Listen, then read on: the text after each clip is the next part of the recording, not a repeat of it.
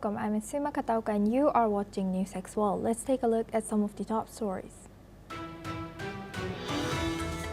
Trump's administration has frozen $26 billion in funding across democratic states amid the government shutdown that has left 750,000 federal workers without pay. The U.S. Energy Department has also canceled $7.6 billion in climate projects, escalating partisan tensions as the Senate again failed to pass a stopgap measure. Israeli forces have intercepted 39 aid boats heading for Gaza with only one vessel still en route to Gaza. The operation broadcast live has showed soldiers boarding ships and detaining passengers, sparking international protests and diplomatic tensions. France is facing nationwide protests and strikes in more than 240 locations as major unions pressure President Macron and Prime Minister Sébastien Lecornu to abandon planned budget cuts. The government is deploying 76,000 police officers to maintain order amid controversy over a proposed €44 billion austerity package. The United States will provide Ukraine with intelligence on long-range energy infrastructure targets inside of Russia and is urging NATO allies to do the same. The move marks President Donald Trump's first major policy shift in support of Kyiv, as Washington also considers sending long-range Tomahawk missiles. Ukrainian President Volodymyr Zelensky will meet around 50 European heads of state and EU leaders at the European Political Community Summit in Copenhagen today. President Zelensky will also hold a joint press conference with Denmark's Prime Minister Mette Frederiksen during his visit. South Korea President Lee Jae-myung has ordered crackdown on anti-Chinese and anti-foreigner rallies, warning they harm the country's image and economy. The move comes as Seoul aims to boost tourism from China under a new visa-free program and prepares for Chinese President Xi Jinping's expected visit to the APEC summit on this month's 31st. Lebanon has reported that 2 people were killed in an Israeli airstrike in the south of the country. Despite a ceasefire agreed in November last year, the attack marks the latest deadly incident between Lebanon and Israel since the ceasefire. 26 people have died when a boat capsized on the river in Nigeria. This is the latest series of deadly waterway accidents in Nigeria, where overloading and poorly maintained vessels remain major risks. Now we move on. Zaporizhzhia nuclear plant head has issued a statement saying that the situation at the plant is completely under control. Due to continuous shelling between Russia and Ukraine, the plant had lost its external supply. The nuclear facility's head stated that repair work on 2 backup generators are to be completed shortly and they would be put into operations within a few hours. He further added that fuel reserves for the diesel generators powering the plant are sufficient for continuous operation. Earlier, President Zelensky accused Russia of deliberately creating nuclear threat and stressed that Russia is doing nothing to restore external power. However, the nuclear watchdog IAEA, which has been continuously monitoring the facility, issued a statement saying the plant experienced power fluctuations after losing connection to its substation. But the facility has been switched to an alternate line and power has been restored. This comes as both Russia and Ukraine accuse each other of targeting the nuclear site. Now for this discussion, we're joined by Glenn Grant. He's an ex-advisor to Ukrainian Defense Minister, joins us live from Riga. Thank you very much, Glenn, for joining us. Well, thank you. Thank you. Now, what are we supposed to make of this? It seems like just pure information warfare at this point. We heard different things from both sides, and now these statements from IAEA as well as the head of this Zaporizhzhia plant coming in. Well, I think the first thing you can be absolutely 100% sure about is that Ukraine does not wish anything to happen to that power plant. Because if there's radiation, then the whole of Zaporizhzhia, which is just up the road, would have to be evacuated. That would be several million people. So Ukraine is doing its absolute best to not fight around the power plant. The Russians are using it as an act of terror. So they are actually shelling in and around it, even though there are people working there. And it's causing problems, especially with power supply, because without the power supply to regulate everything that's going on, then there is a risk of some sort of meltdown. Um, Everybody is keeping their fingers crossed that the war sort of stays outside of that power plant, and let's hope it stays that way. And today, Glenn, I would like to take your take on the talks that are supposed to be happening in Copenhagen today. What do you think, what is in the table for today's talks, and what do you think we can expect that to come out of these talks today? These talks are really interesting, and they're interesting because they're now, for the first time, they are about Europe. They're not about Ukraine, and there are certain problematic things with this. One of which is that Europe is now under pressure from drones, and Europe now needs to defend itself. Van der Leyen from the EU talked about a drone wall. Well, you can't have a. She was thinking about a wall along the border with Russia, but these drones have not come from there. They've come from ships. They've come from out of Kaliningrad. So we're actually talking about now needing more than a wall, a drone umbrella. And that is hellishly expensive, really, really expensive. And not only that, is we don't have the technical means to do it at the moment. So my big worry is that this meeting is actually going to draw energy, resources, political energy away from Ukraine towards the defense of Europe. And Ukraine can't afford that at the moment. It needs all the support from Europe that it can get. And actually, the main battle has got to be around Ukraine, not around the rest of Europe. And how do you think, how can Europe accelerate its defense without compromising its values of democratic values and also accountability? Interestingly, I don't think either of those are affected by what would come in terms of defending Europe in the main, because anything that they did would first of all, I mean, it's money and it's political will. You can't create a drone umbrella without both money and political will and some action, not just talk. But if they actually do any actions, then, for example, it might mean blocking the Russian grey fleet coming in and out of the Baltic states. Well, that would be against Russia. It wouldn't be against the rest of the EU. So I think that you're just going to see that the politicians in Europe are going to have to explain to the European countries that there is pain required now to defend themselves. And now, a leader from European country, he mentioned yesterday that Europe is evolving from a peace project without arms to one that includes armed defense.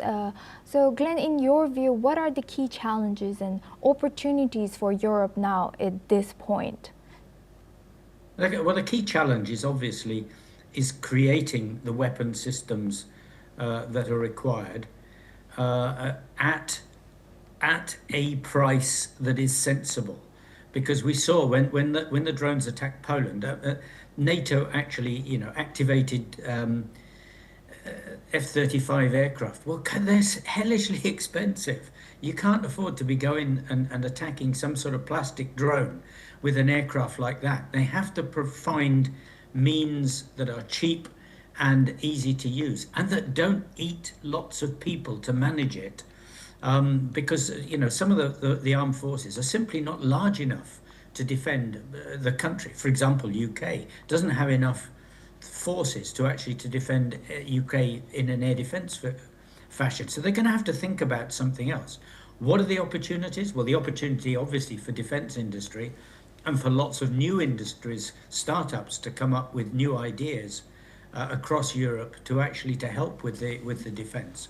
And that defence the defence startups could actually be a completely new energy bringing economic thing for Europe, because if they get it right, then other countries are going to want to buy the same systems and join in with the development and with the intellectual property and things like this. Right. With that, I would like to thank Glenn Grant. He's an ex-advisor to Ukrainian Defense Minister, joining us from Riga. Thank you very much. Now we have a breaking news. Reports are coming from Manchester that a stabbing incident has occurred outside a synagogue. The police have been called and the area has been secured. The Northwestern Ambulance Service has confirmed the incident, stating that emergency resources have been dispatched to the scene. The service also stressed that they are monitoring the situation and working to ensure that people receive help as quickly as possible. Now we move on. The United States and Brazil are working to arrange an in-person meeting between President Donald Trump and President Lula da Silva. The thaw in relations is expected as both leaders who met on the sidelines of the UNGA decided to hold a meeting in the following weeks. Earlier during the second Trump administration, relations between Brazil and the United States had been tense, particularly over the trial of former Brazilian President Jair Bolsonaro, who has been convicted by a Brazilian court. President Trump and U.S. Secretary of State Marco Rubio have consistently claimed that Bolsonaro's trial of being politically motivated. The United States had also imposed a 50% tariff, among the highest on Brazilian exports to the U.S. However, after a brief encounter at the UNGA sidelines, President Trump stated that he had excellent chemistry with President Lula and hoped to meet the leader soon.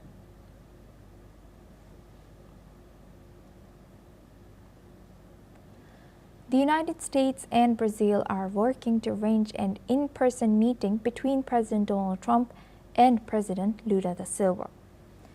The thaw in relations is expected as both leaders who met on the sidelines of the UNGA decided to hold a meeting in the following weeks. Earlier during the second Trump administration, relations between Brazil and the United States had been tense, particularly over the trial of former Brazilian President Jair Bolsonaro, who has been convicted by Brazilian court. Now for this discussion, we go back to Glenn Grant. He's an ex-advisor to Ukrainian Defense Minister, joins us live from Riga. Thank you very much, Glenn, for joining us again. Good to see you. Now, how significant do you think this potential meeting and the thaw between these presidents are for this U.S.-Brazil relations? Well, in the wider context, they are very important because, as you know, Brazil is a leading member of BRICS, along with with China, Russia, South Africa, and the BRICS have been sort of lining up against USA as in the world context. The Deep South versus the West.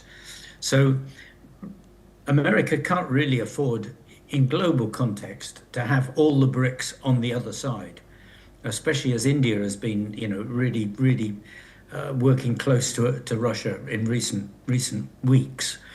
In detail, I mean, you mentioned Bolsonaro, who's now been convicted. He got 27 years for an attempted coup, and Lula actually commented that had Trump been in Brazil, Trump would now be in prison for 27 years, and that there was no law in America.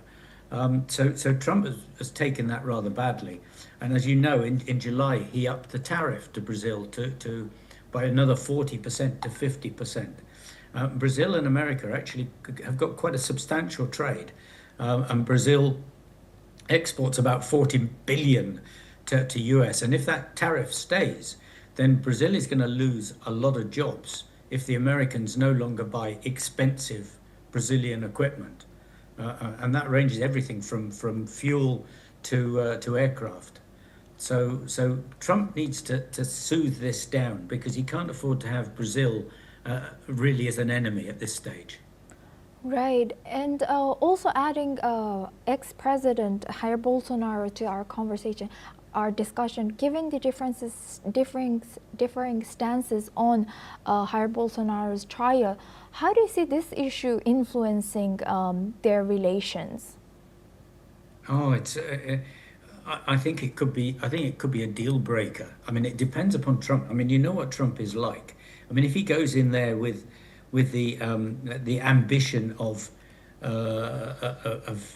trying to defend his view of the world and what you're allowed to do, and that Bolsonaro is not really guilty and is only doing what a president should do, then that could actually be a complete deal breaker.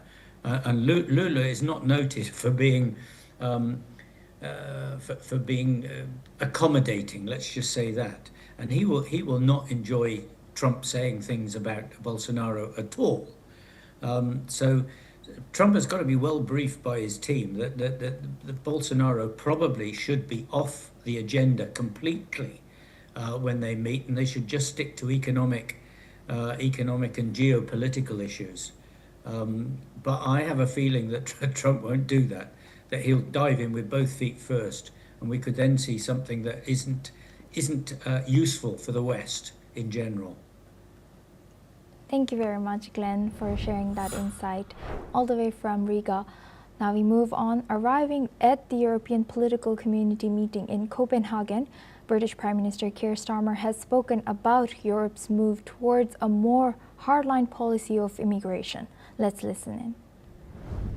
Well, yes, we're certainly discussing illegal migration and looking at what further options we can take together. Obviously, I've always argued that working with other countries is always a stronger response. So we're looking at a number of options there. There's a big appetite for it, a number of countries wanting to work with us on what more we can do. So we'll be looking at that.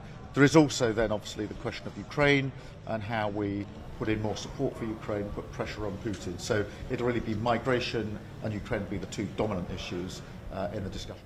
This comes as the UK recently set out plans to tighten rules for migrants seeking indefinite leave to remain.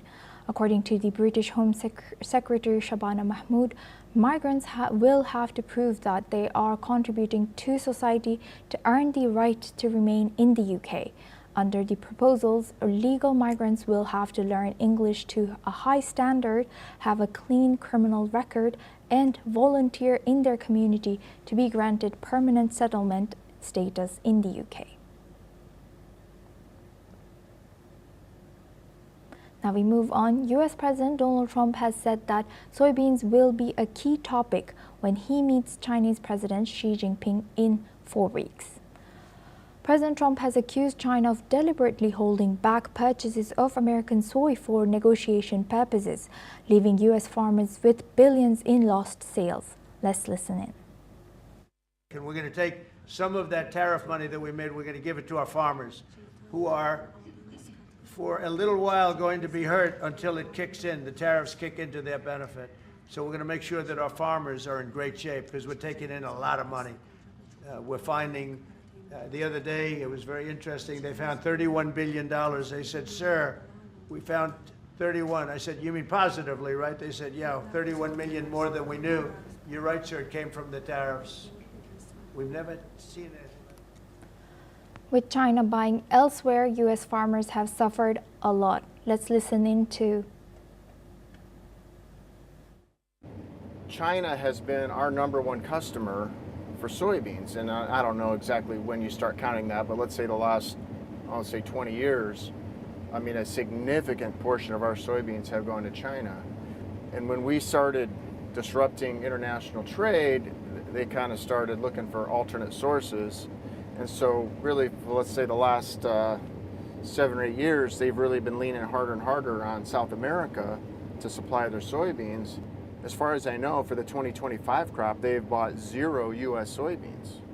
So Yeah, China is definitely going elsewhere to the extent that they can. You know, I assume that at some point they'll buy some U.S. soybeans, but so far it's a goose egg for the 25 crop. Farmers in top producing states like Illinois are harvesting autumn crops but face uncertainty as their biggest customer looks elsewhere. Let's listen into one such Illinois farmer who's struggling to soy sales. The shift comes as the U.S. provides financial support to Argentina, including a $20 billion currency swap to stabilize its economy. Meanwhile, U.S. officials have indicated there is no timeline for China to resume purchases, emphasizing the need to keep pressure while supporting domestic farmers through the trade tensions.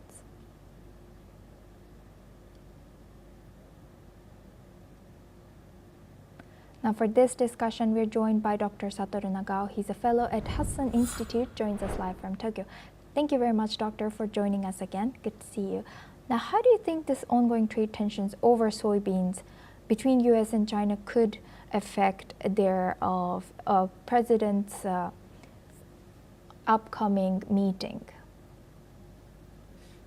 In case of the U.S. tariff on China, is a little bit different with tariff on other countries.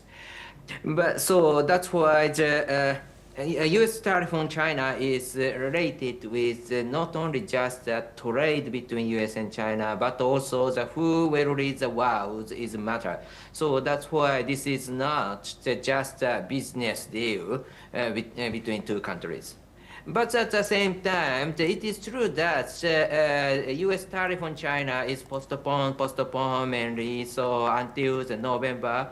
And just before the November, there is a meeting between the U.S. president and the Chinese president. So that's why the summit will be decisive to deal related with this issue just now. So that's why this is October, the next month is November. This means this is the last chance to negotiate detail of this deal. So soybeans is one of the card, but and the other card is also there. And so President Trump remark about soybeans means that negotiation is now stepping up and very hard now, I think.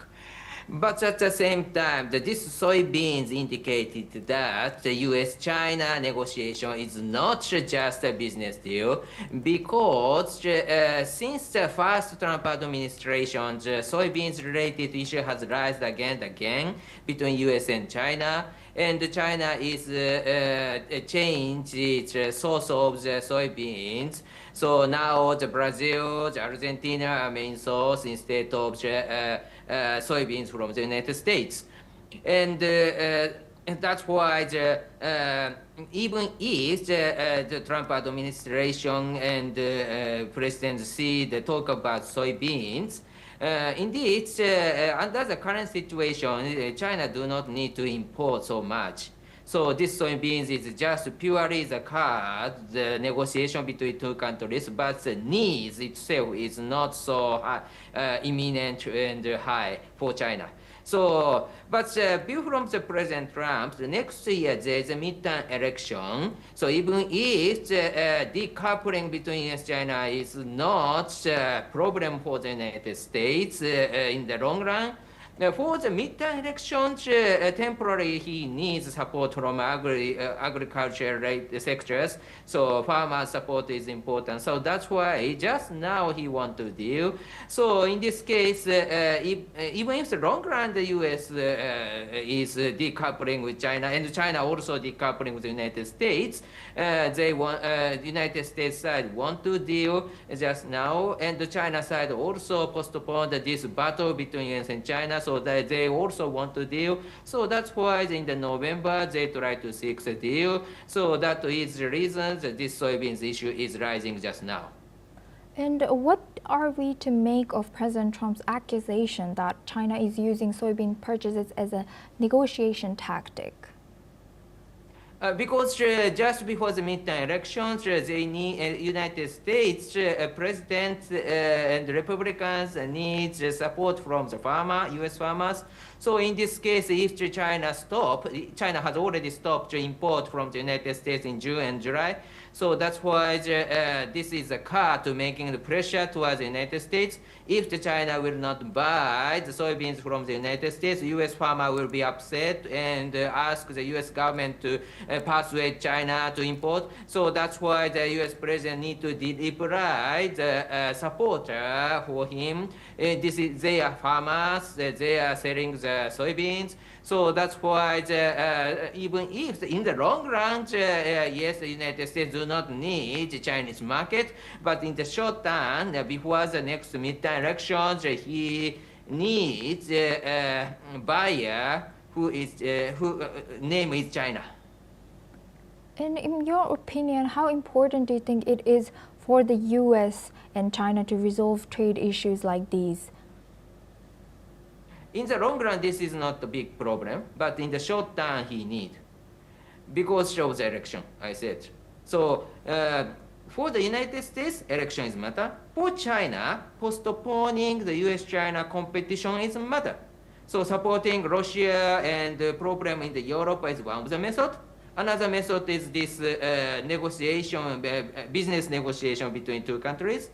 So that's why postponing the U.S. pressure towards China is beneficial for China. So that's why the U.S. want to deal just now, and the China side also want to deal with the United States just now. That's why they are negotiating. But at the same time, temporarily they need, both U.S. and China need to deal. But in the long run, they are competing the influence in the worldwide, and who leads the world is the matter. So that's why this is a strategic competition. So in this case, decouple is, of course, one of the methods to reach or prepare the confrontation between the U.S. and China. So that's why in the long run, they do not need to deal. But in the short term, they need to deal. That is the current situation, I think. Right. With that, I would like to thank our guest, Dr. Satoru Nagao, for joining us and sharing that insight. Thank you very much. Now, a Palestinian mother, Nancy Abu Matroud, who's 22 years old, fights to save her 2-year-old daughter, Etra, as Gaza's hospitals struggle amid Israel's offensive. Abu Matroud lost twins born prematurely during the family's flight from Gaza City, with both infants dying due to lack of incubators and ventilators. Reports suggest that only 14 of 35 hospitals in Gaza are partially functioning. UNICEF reports a surge in malnutrition and premature births. Let's listen in. احنا نزحنا قعدنا يعني نمشي 3 أيام عبال ما وصلنا تبت النوير وهينا قاعدين هون وانا كنت حامل في السادس. يعني انا بعد وصلنا بيومين ولدت، صار معي ولادة يعني وانا قاعدة يعني فيش اشي، صار معي بطني يجعني وانفقشت عندي مية الجنين. نزحنا من غزة زينا زي الناس، جينا من مدبوس ومرتي حامل كتبتون، وهذا الشيء كنت اتمنى من الله يعني انه بعد 26 سنة ربنا رزقني ببنت، هي كنت عمرها 2 سنين وكنت استنى التوأم هذول اللي يجوني، ولما جينا مع التعب والارهاق تبعنا والخوف تبعنا من غزة لهان والطخ والدمار اللي بيصير فينا هذا، مرتي اعتبار زي الولاد تاعتي زي الاجهاض قبل الميعاد بشويه يعني 6 شهور وشويه. وبعد ذلك تم ولادتها من طفل اخر وهي كانت حامل في توأم، وتم ادخال هذا الطفل الى اقسام الحضانه في مستشفى شهداء الاقصى، وبعد يومين ايضا هذا الطفل فارق الحياه. وكثير من النساء في قطاع غزه قد اجهضن بسبب الاستهداف من قبل طائرات الاحتلال، ومنهم عدد كبير ايضا تم اجراء لهم ولادات مبكره بسبب سوء التغذيه او بسبب عدم وجود رعايه تامه، وكذلك بسبب النزوح المتكرر بالقصف والطيران من مكان لمكان. This is all we have time for. We will continue to bring you more news updates from around the world.